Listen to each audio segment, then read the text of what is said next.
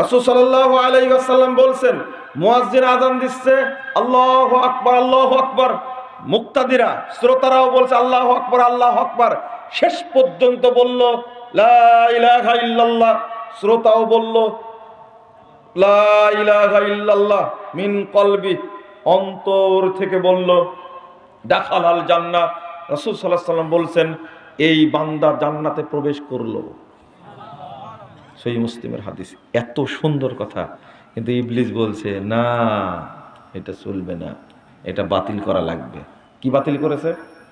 বাতিল করেছে আসসালাতু খায়রুম মিনান নাওম সাদ্দাকতা ওয়া বারারতা। 85 বছরের বৃদ্ধ বাম সাইডে বসে, ডান সাইডে বসে আছে জামালপুরে। আমি বললাম যে সাদ্দাকতা ওয়া বারারতা কত বছর যাবত বলেন? আজীবনই বলে আসছে। বলেন তো, আসসালাতু খায়রুন মিনান নাওম বলে যদি কেউ সাদ্দাকতা ওয়া বারারতা বলে, এটা শয়তানের তৈরি করা। এই ফজিলত পাবে সে?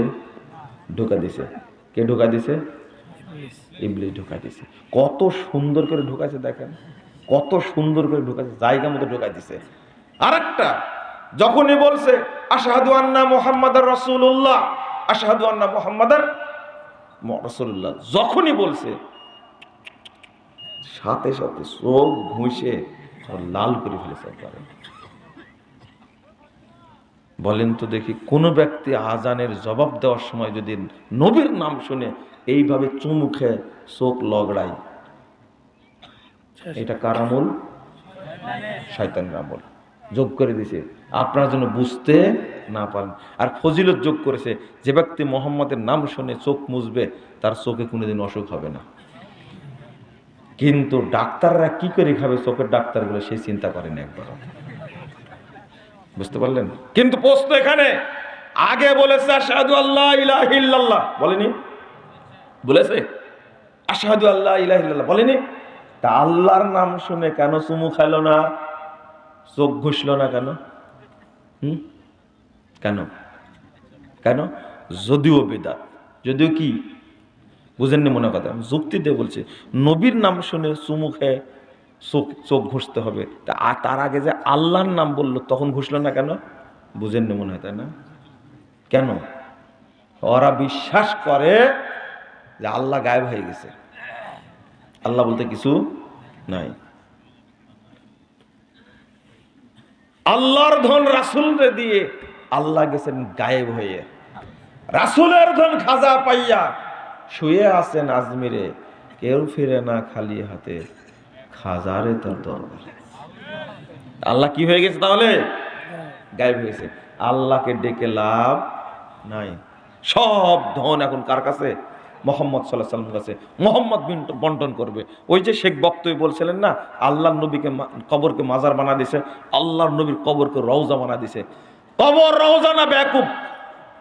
আল্লাহ রাসূল সাল্লাল্লাহু আলাইহি ওয়াসাল্লাম বলেছেন, মা বাইনা বাইতি ওয়া মিম্বারি রাউযাতুম মিন রিয়াদিল জান্নাহ। আল্লাহ রাসূল সাল্লাল্লাহু আলাইহি ওয়াসাল্লাম বলেছেন, আমার বাড়ি এবং মেম্বারের মাঝখানে যে জায়গাটা আছে রাউযাতুম মিন রিয়াদিল জান্নাহ, সেইটা হলো জান্নাতের একটা টুকরা। তুমি কবরকে রওজা বানালে কেন?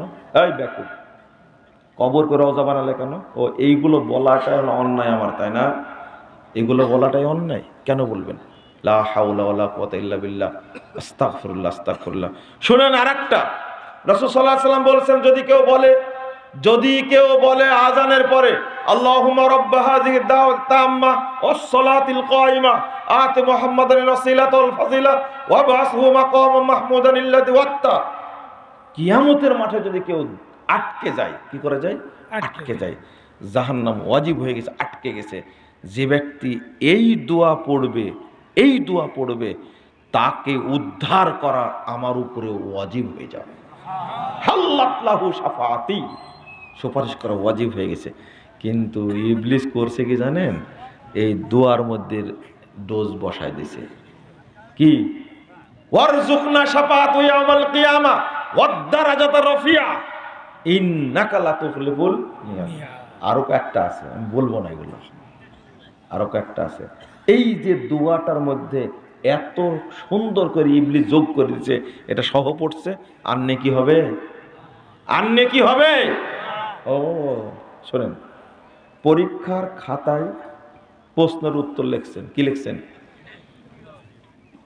10টা প্রশ্নের উত্তর দিতে হবে। কয়টার? 10টা। 9টা দিয়েছেন। আর শেষ নম্বর উত্তর দিতে গিয়ে নকল করছেন। কি করছেন? কি করছেন? ম্যাজিস্ট্রেট ধরতে পারলে কিন্তু ওই প্রশ্নের উত্তর বাতিল হবে শুধু, তাই না? সবগুলোর বাতিল। কি যেমনটা বলবে এরকম কোনো রেকর্ড আছে নাকি? নকল করছে, ম্যাজিস্ট্রেট ধরছে, শুধু ওই প্রশ্নটা বাতিল করেছে, এরকম রেকর্ড আছে? না গোষ্ঠী শুদ্ধি বাতিল? লজ্জা নাই আপনাদের? শরম নাই? এইটা বুঝেন তো ওটা বুঝেন না কেন?